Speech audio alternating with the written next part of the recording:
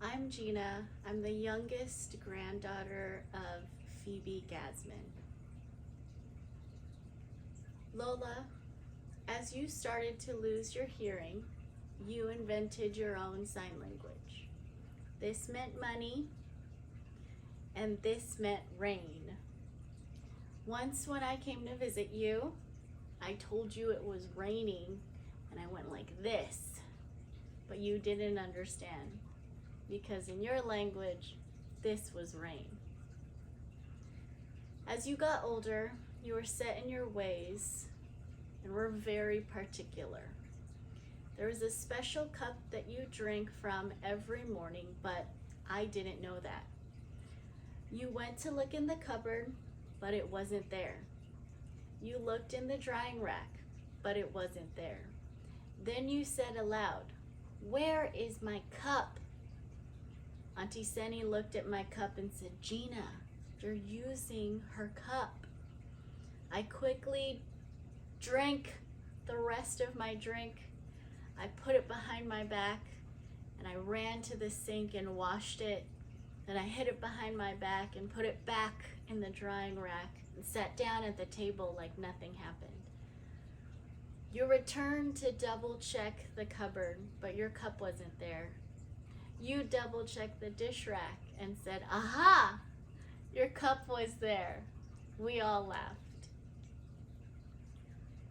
Uncle Ninoy, my mom's oldest brother, was always your favorite, and he sat at the head of the table for lunch, and anyone who sat there for meals was shooed away. But I'm your baby. I even trumped my mom as the baby. I'm the baby of the baby of the baby. And one day I tested your favorite child card and sat at the head of the table for lunch, Uncle Ninoy's chair. But you, Lola, didn't shoo me away. So when I'm around, I get to be the baby and the favorite. In college, I started to learn how to sing classically and developed a natural vibrato. You lost most of your hearing by then, so if I sang for you, I sang just inches away from your ear as loudly as possible. And even in your 90s, even in your hundreds, you could hear my vibrato and mimicked the sound, and we laughed. Oh. I remember the fat deposit in your wrist. You said it was a coin, money in case of an emergency. And even at 104, you still had that strip of black hair right in the front. I love you, Lola, and I'll see you in eternity. A new body, no pain, no tears, and worshiping Jesus, our Savior forever. And this is from my mom, Jessie. Hello, I'm Jessie Cruz, the youngest child of Phoebe and Jesus Gazmen. Thank you all for coming to celebrate my mom's life. While I miss her deeply, I know her faith in Jesus means I will see her again, because the Bible tells me that though she is absent from the body, she is present with the Lord. I wanted to share with you some of my favorite memories of my mom. She took us to church every week, and in the summertime, we even went to VBS, Vacation Bible School, because the church was just a few steps from our house. When I was in 4th grade, we moved to Kabugo because Daddy was transferred there. Our house was located across from the public market, and Mom would go to the market early in the morning to buy freshly butchered meat and fresh vegetables, so we all had a good breakfast. She did that for many years. Mom was a teacher for over 30 years, and when I was in 5th grade, she was my science and English teacher. I remember Mom would help me with my homework assignments. For example, in science, we learned about the parts of a flower. I had to draw it for homework. Well, she drew it for me. I submitted it and she graded it for me. Her own drawing.